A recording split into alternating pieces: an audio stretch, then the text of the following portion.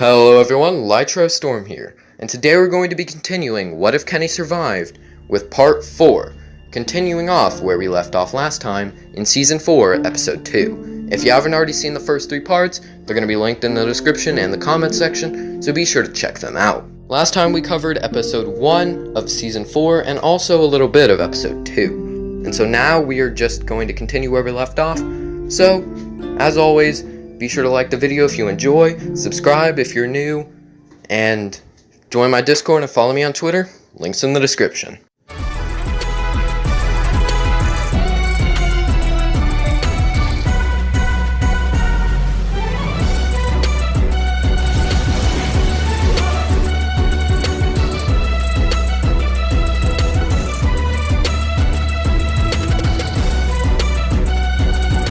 Now when we last left off, Kenny, AJ, and Clem were all leaving the school when they got jumped by Abel and his partner, Lily.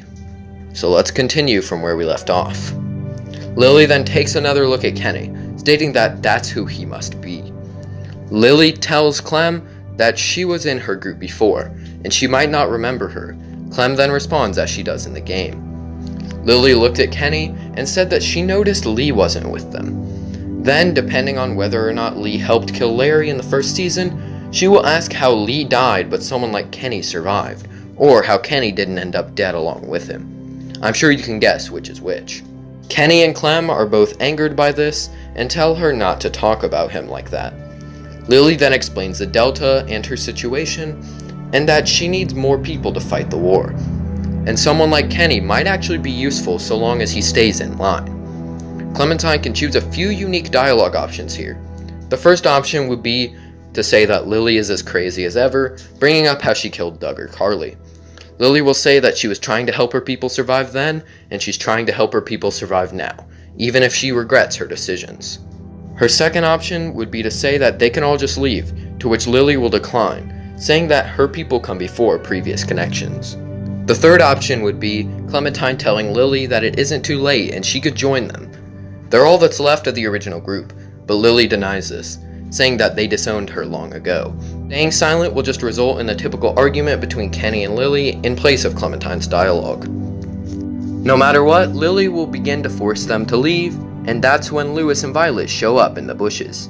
Here you are presented with the same options as in canon. Tell Violet to run or shoot.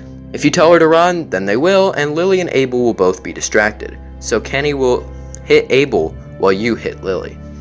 The three of you will then run away, and instead of AJ getting shot, I'd say Kenny gets shot instead, since he would be running behind you two in case they got shot, which they did.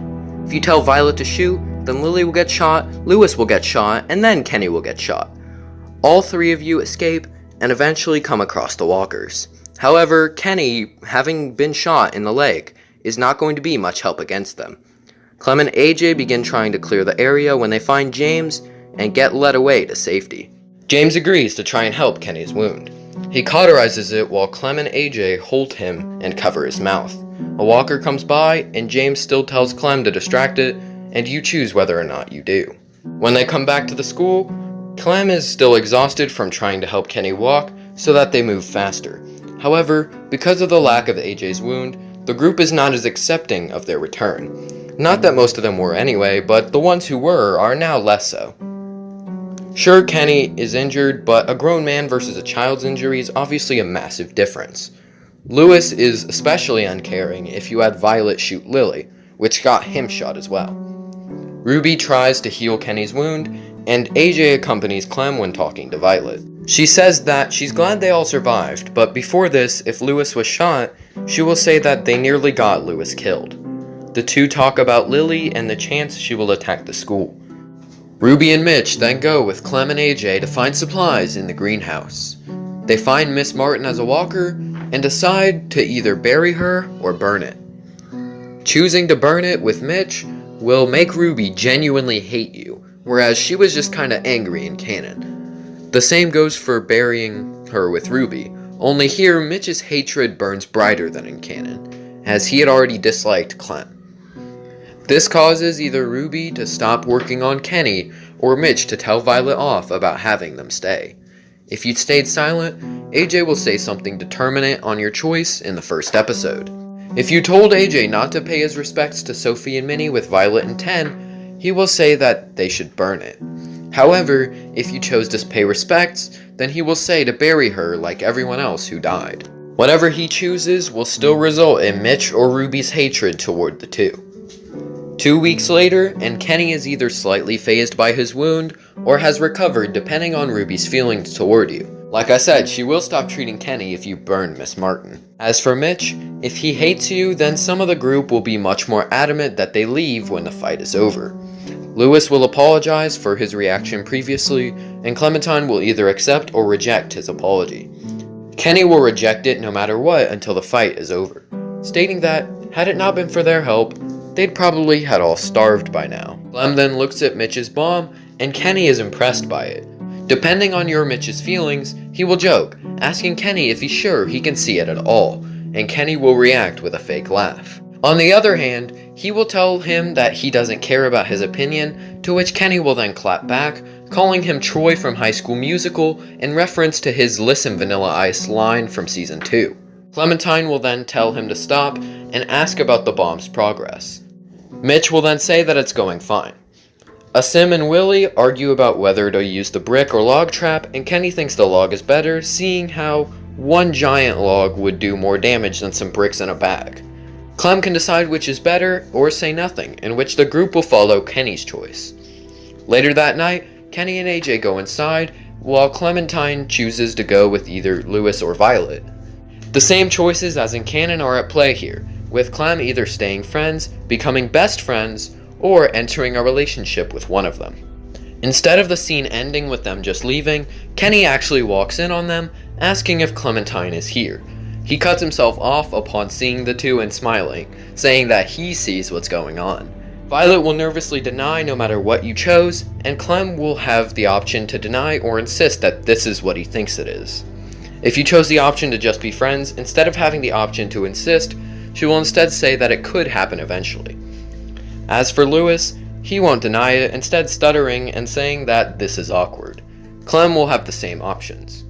Clementine will then say goodbye and go with Kenny, who tells her that AJ wanted her to join him on watch. On the walk there, he asks her about what was going on back there, and Clem tells him nothing, don't talk about it, or you know what it was. Kenny will laugh, teasing her about how old she's gotten, and he'll then tell her goodbye, and she can say it back, say "see you, old man," or hug him goodbye. Of course, you can stay silent, but he'll just walk away. Clem will then join AJ and have the same interaction as in canon. They will see the cavalry arriving, and will warn everyone. The group will go over their plan, and Omar still gets shot in the leg. Lily arrives, and Kenny and Clem both train their bows on her. Oh yeah, Kenny has a bow, by the way. Imagine Kenny with a bow, that'd be so awesome. Anyway, Lily asks for the new recruits, and Kenny tells her that they aren't hers. Lily has the two soldiers and a couple aim at Clementine and Kenny to make sure they don't move. She then talks, saying leave it to Kenny to start a fight. Maybe that's why Katja and Duck weren't with you. You pick another fight you can't win, and it could be Clementine and that boy next. Kenny will detest her words, and say that he doesn't see her dad anywhere either. Lily will be angered by this, and move on to Clementine, where she talks about how disappointed Lee would be. She taunts the group by talking about Minnie, and this leads to Ten stepping up. Clem and Kenny both tell him to stop, but he goes anyway. This leads to Mitch's death, and Lily's group further charging into the school. Clem, Kenny, and AJ all retreat when Abel throws a Molotov, and Abel is prepared to kill them. Kenny tells him that he won't let him, and the two square off. During this fight, Clem and AJ both help Kenny every now and then by stabbing Abel in the leg. If Ruby stopped treating Kenny, then he would be held outside the window, whereas it would be the opposite if Ruby continued. Clementine pulls Abel off if he is on top of Kenny, and then holds him down before the two fall to the ground. Clementine sees this, and sees Abel's injuries while Kenny is still fine. Lily will then aim her gun at Kenny, and will not hesitate like she did against Clem. Speaking of which, Clementine jumps down onto Lily like she did with Carver, and Lewis/Violet will help Clem fight against her. Clementine will be grabbed by Abel, and Kenny will kick him in the face so he stops. Rosie then bites his arm, and you and Kenny leave him. You then help Lewis/Violet fight off Lily, but she hits them away and begins running. Her group notices the walkers coming and tries to get Lewis and Violet. Clementine will use her bow to try and save one, whereas Kenny will charge in to save the other with a knife due to dropping his bow in the fight with Abel. He stabs him in the shoulder, and Violet/Lewis runs away with him. Lily and her crew then leave. This allows for both Lewis and Violet to be saved instead of just one of them like in canon. The episode then ends with Clem saying that they'll go after Asim and Omar, and the group looking at Abel. Alright, carrying into episode 3, let's go. Episode 3 starts with Clementine and Kenny going into the room where Abel is stuck to a chair. Kenny specifically asks AJ not to come, as he doesn't need to see whatever happens. Clem interrogates him like in canon, and when he asks for a cigarette, showing her the Bible page, Kenny will say that it's a waste of a good Bible. He says that there aren't any left because remember, as Kenny stated in Season 1, he is a Christian man. I am a Christian man. And so, upon taking the page, the screen in which he chooses to give it to Abel or burn him with it now has a third option. The option would be to hand it to Kenny and to have him read it. He says that it's a page halfway through Leviticus, so it's basically useless. Clementine then lights it up and burns him or gives him the page. He then gives up the location of the ship before dying either by Clementine or becoming a walker. Kenny and Clem walk upstairs to see AJ listening from behind the doors. The group then goes to check out the ship and comes up with a plan. Clementine says that they could use James to help them by letting them hide among the walkers, and so her, AJ, and Kenny all go to find him while the rest head home. Upon finding him, he tells them that he needs to get his mask and to spare the walkers nearby.